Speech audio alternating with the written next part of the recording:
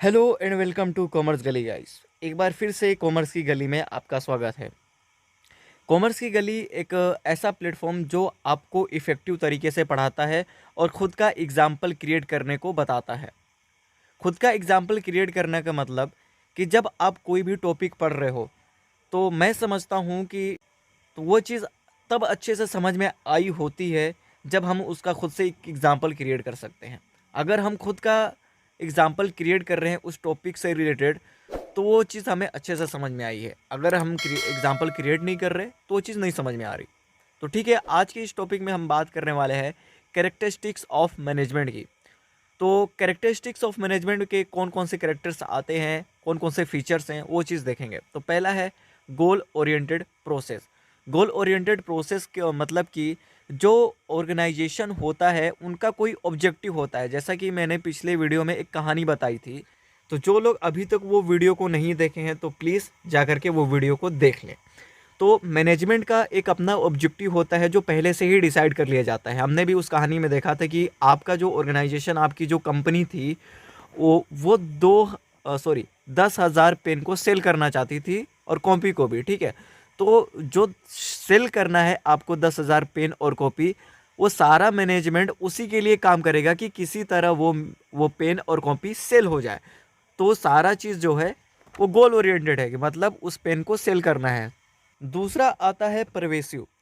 Pervasive क्या कि जो मैनेजमेंट होता है वो सभी ऑर्गेनाइजेशन, मतलब जितने भी ऑर्गेनाइजेशन होते हैं, जितने भी इंस्टीट्यूट होते हैं, वो सभी पर काम करता है, सभी पर अप्लीकेबल होता है। अब ऐसा नहीं है कि एक स्पेशल ऑर्गेनाइजेशन में ही मैनेजमेंट वर्क करेगा। तो मैं आपको ये क्लियर कर दूं कि इस वर्ल्ड में, इस दुनिया में जितने भी ऑर्गेनाइजेशन, इंस्टीट्यूट, कंपनियां पाई जाती हैं, सब में मैनेजमेंट वर्क करता है। बिना मैनेजमेंट के वो कंपनी, वो इंस्टीट्यूट, वो ऑर्गेनाइजेशन रन नहीं कर सकती, वो नहीं आगे बढ़ सकती। तो जो मैनेजमेंट होता है वो बहुत इंपॉर्टेंट होता है कंपनी या फिर जितने भी ऑर्गेनाइजेशन हैं वो सभी के लिए। तो मैनेजमेंट क्या होता है, वो सभी लेवल ऑफ मैनेजमेंट और जितने भी ऑर्गेनाइजेशन होते हैं सभी पर अप्लीकेबल होता है, सभी पर वो काम करता है। तीसरा है मल्टी डायमेंशनल। मल्टी डायमेंशनल दरअसल तीन चीज़ों को इंक्लूड करता है: management of work, management of people and management of operation को। तो हम बारी बारी डिस्कस करते हैं कि मैनेजमेंट ऑफ वर्क क्या होता है, मैनेजमेंट ऑफ पीपल क्या होता है, मैनेजमेंट ऑफ ऑपरेशन क्या होता है, ठीक है। तो सबसे पहले वर्क। जो मैनेजमेंट ऑफ वर्क होता है वो डिपेंड करता है कि नेचर ऑफ बिजनेस पर, कि मतलब कि उस बिजनेस का नेचर कैसा है, क्योंकि नेचर के हिसाब से ही उनके काम और उनके टास्क होते हैं, ठीक है। जैसे कि जो कॉलेजेस, स्कूल एंड यूनिवर्सिटीज़ होते हैं वो एजुकेशन प्रोवाइड करते हैं। हॉस्पिटल क्या होता है कि जो उसके पेशेंट है उनको वो ट्रीट करता है, वो उनको वो हेल्दी बनाता है। ऐसे ही इंडस्ट्री जो आती है वो प्रोडक्ट को प्रोड्यूस करती है, मैन्युफैक्चर करती है। यानी कि बिजनेस के नेचर के हिसाब से उनके अलग अलग वर्क होते हैं, तो इसलिए वो वर्क को भी मैनेज करता है नेचर ऑफ बिजनेस के हिसाब से। दूसरा आता है मैनेजमेंट ऑफ पीपल। जितने भी बिजनेस या फिर जितने भी इंस्टीट्यूशंस होते हैं उसमें लोगों की ज़रूरत होती है ताकि वो अपने मार्केट के कॉम्पिटिटर से कॉम्पिटिट कर पाए एफिशिएंट एम्प्लॉय को हायर करके। क्योंकि जब तक उसके पास एफिशिएंट एम्प्लॉय नहीं होंगे तब तक वो मार्केट के कॉम्पिटिटर से कॉम्पिटिट नहीं कर पाएगा। इसलिए वो अपने मैनेजमेंट में, अपने ऑर्गेनाइजेशन में पीपल को भी मैनेज करते हैं। अगर कहीं पर एम्प्लॉय कम पड़ रहे हैं, कहीं पर वर्कर कम पड़ रहे हैं, तो उसको वो हायर करेगा। अब आता है management of operation. Management of operation क्या होता है भाई? ये जो मैनेजमेंट ऑफ ऑपरेशन है वो प्रोडक्शन साइकिल को देखता है। मतलब कि इनपुट और आउटपुट के जो बीच सारी क्रियाएं, जो सारे प्रोसेस होते हैं उनको वो देखता है। जैसे कि हमने रिसोर्स को ख़रीदा, रिसोर्स को परचेज़ किया, उसको प्रोड्यूस करके फिनिश गुड में बदल करके उसको सेल कर दिया। ये इनपुट एंड आउटपुट के बीच जो सारी चीज़ें होती हैं उनको वो मैनेज करता है, ठीक है। ये देखता है कि कौन उस काम को करेगा, कब करेगा, कैसे करेगा और क्यों करेगा, ठीक है। चौथा आता है कॉन्टिन्यूअस प्रोसेस। मैनेजमेंट एक कॉन्टिन्यूअस प्रोसेस है जो लंबे समय तक, बोले तो अंत तक चलता रहता है। अंत तक वो, यानी कि जब वो बिजनेस, जब वो ऑर्गेनाइजेशन, जब वो कंपनी काम करना बंद कर देती है तब उसमें मैनेजमेंट वर्क नहीं करता।